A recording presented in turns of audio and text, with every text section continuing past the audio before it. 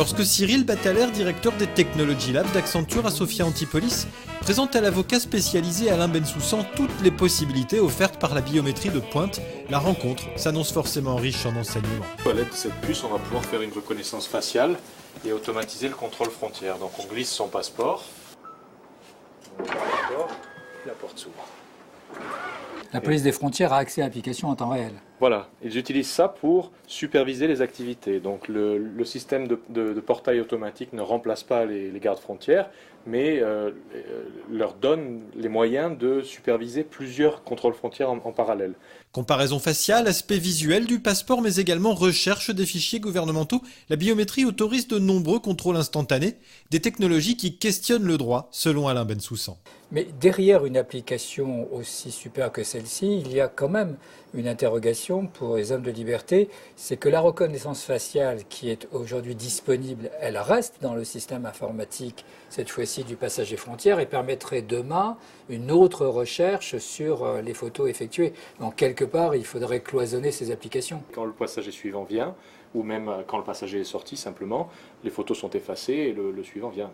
Et c'est sûr que là, la connexion permettrait demain de faire une recherche faciale contre des délinquants, de les coordonner avec les images de la vidéosurveillance. Donc ces technologies sont aujourd'hui très interactives potentielles et c'est au droit et aux politiques de définir le seuil d'acceptabilité en fonction des démocraties et de la démocratie qu'on souhaite effectivement avoir pour demain. Autre possibilité offerte par la technologie, la reconnaissance faciale à la volée dans les lieux publics, une pratique utilisable à des fins de contrôle mais qui permet également un service accru à la personne. Donc ce que l'on va voir ici, c'est les systèmes de reconnaissance vidéo qui permettent de reconnaître des personnes à l'aide de caméras et de les comparer à une base de données de personnes que l'on attend. Par exemple, vous voyez, je viens d'être reconnu, on connaît votre visage, le système va automatiquement vous reconnaître sans que vous ayez à sortir votre passeport, votre carte d'embarquement. Ça peut être la même chose vis-à-vis de mon conseiller bancaire. C'est-à-dire que quelque part, on avait la vidéosurveillance qui fait peur, la vidéoprotection qui met un niveau de sécurité, mais la vidéo de confort, c'est peut-être pour demain la meilleure façon de voir des amis partout à travers sa propre image. Oui, c'est un moyen aussi d'être reconnu de manière à ce que les gens puissent apporter un meilleur service. Voilà. Avec l'augmentation exponentielle de la puissance de calcul et du stockage, les données biométriques de tout un État sont désormais archivables sur quelques serveurs seulement.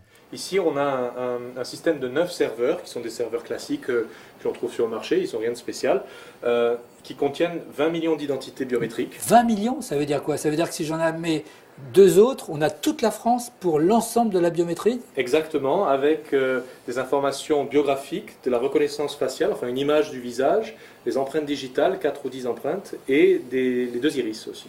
De tels serveurs permettent des identifications plus fiables et plus rapides qui représentent quelques avantages pour Alain Bensoussan.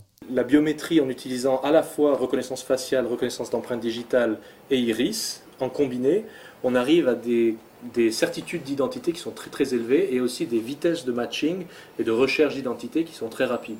Et là, c'est un avantage compétitif par rapport à l'ADN. Sous l'ADN, 10 puissance moins 9, donc on est bien au-dessus et à une rapidité qui est sans commune mesure avec l'analyse moléculaire. Utile pour les expertises donc, l'utilisation de tels serveurs pose cependant quelques questions éthiques. Et en garde à vue, c'est à ce moment-là que l'on prend quelques éléments, l'empreinte digitale et le visage. Mais là, dans la rue, on va tous se retrouver, puisque ce sont des informations qui sont faciles à obtenir, en garde à vue de manière permanente. Des avancées technologiques fort utiles, certes, mais qui annoncent l'avènement d'un monde où vie privée et anonymat seront à protéger. Le point avec Alain Bensoussan.